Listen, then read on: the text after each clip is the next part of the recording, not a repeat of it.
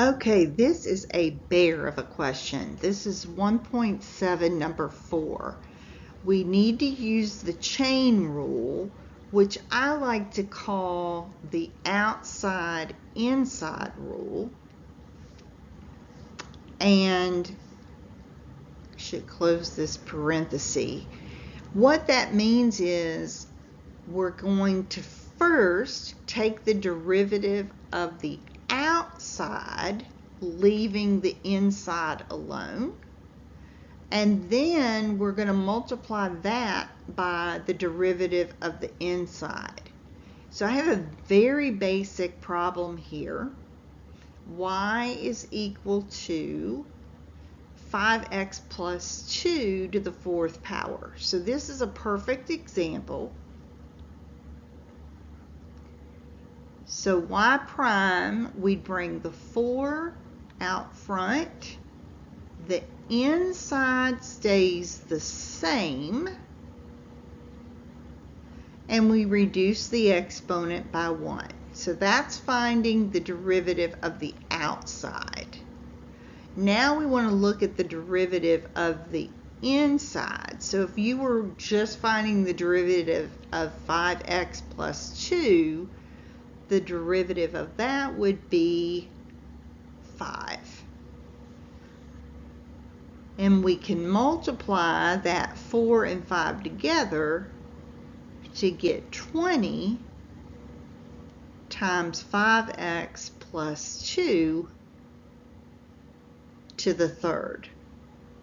Now, a couple people have actually mentioned, how do I know that I have to go that extra step to do the chain rule? The difference is, if I had given you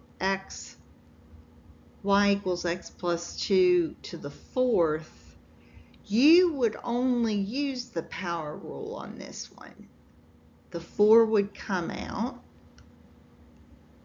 the x plus 2 would stay, and we've reduced that 4 to a 3. We wouldn't go any further because if you look at the inside, the x plus 2, the derivative is 1. So we don't need to do anything else. My thought process tells me that if you might want to always look at the inside to see if you need to find the derivative of it. But that would be the difference. Just having that 5 in front of the x makes the difference. All right, let's get to this nasty problem now. So you can see that we've got two factors, the 4x minus 5 to the 4th, and the 2 minus x to the 5th to the 4th. So we're going to actually be doing two things. We're going to be using the product rule, which tells us it's the first times the derivative of the second plus the second times the derivative of the first. And we're also going to need to use the chain rule, which I like to call the outside-inside rule. So I want to go ahead. I'd like to be able to plug and chug as much as possible. So I'm going to first find the derivative of this first part. So I'm going to say y is equal to 4x minus 5 to the 4th. And so the derivative of that would be find the derivative of the outside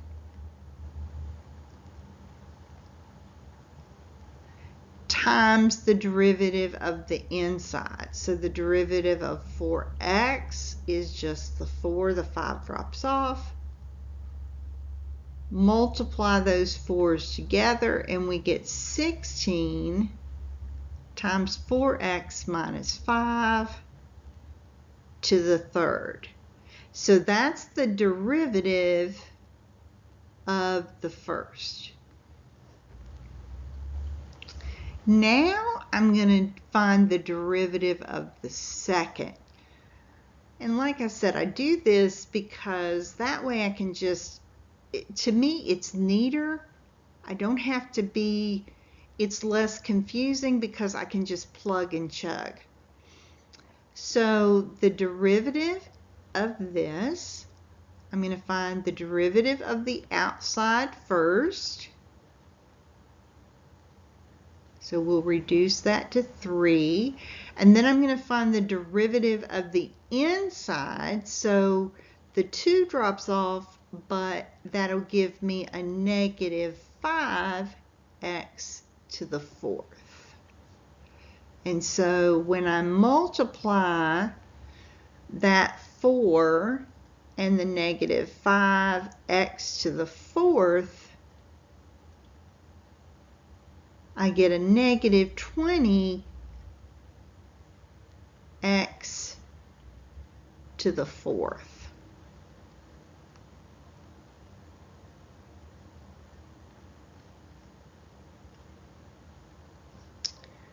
All right, so I did all that in preparation of doing the main problem. So the main problem is up there, and I'm just going to recopy it.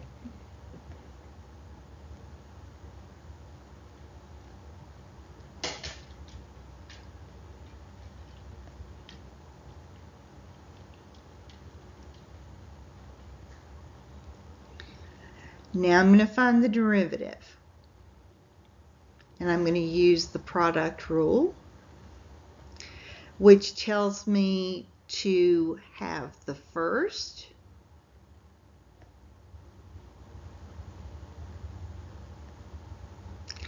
times the derivative of the second.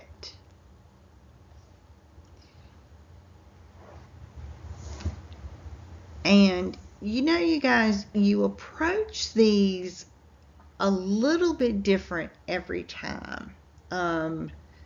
The more you know. I was going to change strategy, but I'm not going to because I don't want to confuse you. All right, so we'll have the negative 20x to the 4th times the 2 minus x to the 5th to the 3rd. Okay, so that takes care of the first times the derivative of the second plus the second, so the 2 minus x to the 5th to the 4th times the derivative of the first, which we can write as 16 4x minus 5 to the 3rd.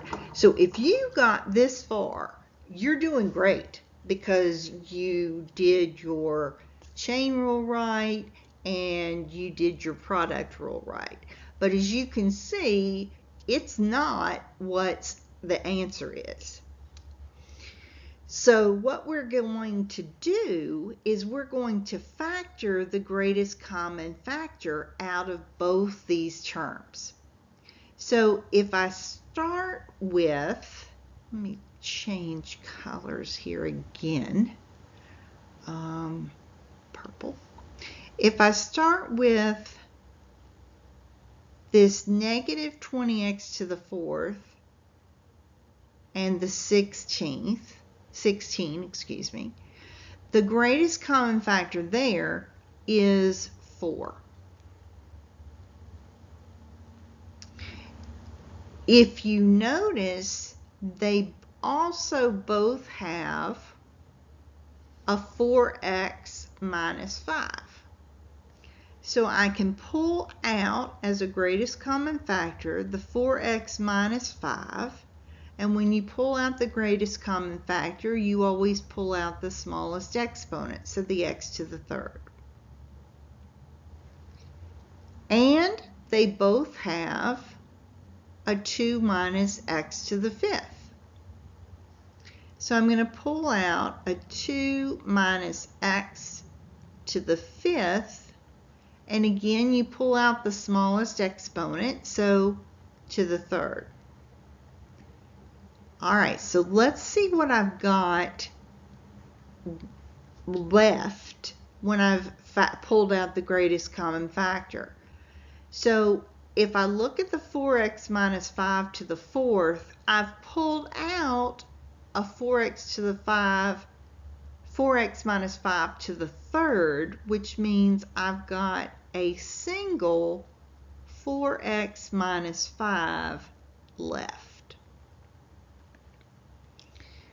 If I divide the 4 into the negative 20x to the 4th, that'll give me a negative 5x to the 4th. And if I look at the 2 minus x to the 5th, since they're both to the 3rd, I've pulled it out. So I've pulled out the greatest common factor out of that first group. So I'm going to put my plus, and I'm going to start with my 2 minus x to the 5th to the 4th. Well, I pulled out 3 of them, so I've got a single one left. 2 minus x to the 5th, and the 4 minus 3 gives me the 1. For the 16, I've already pulled out 4, so the 16 divided by 4 leaves a 4. And if I look at the 4x minus 5 to the 3rd, I've already pulled that out. Okay, so now all I really have to do is clean up what's in these brackets. So I'm not going to mess with the first part of this problem right now. I'm just going to work inside these brackets. I need to backwards distribute. So a negative 5 times 4 gives me a negative 20, and x times x to the 4th is x to the 5th. The negative 5 times negative 5 gives me a positive 25, and I keep the x to the 4th. So I did that distribution. Now I'm going to distribute this 4. So the 2 times 4 gives me a plus 8, and the 4 times negative x to the 5th gives me a negative 4x to the 5th. I can combine the x to the 5ths.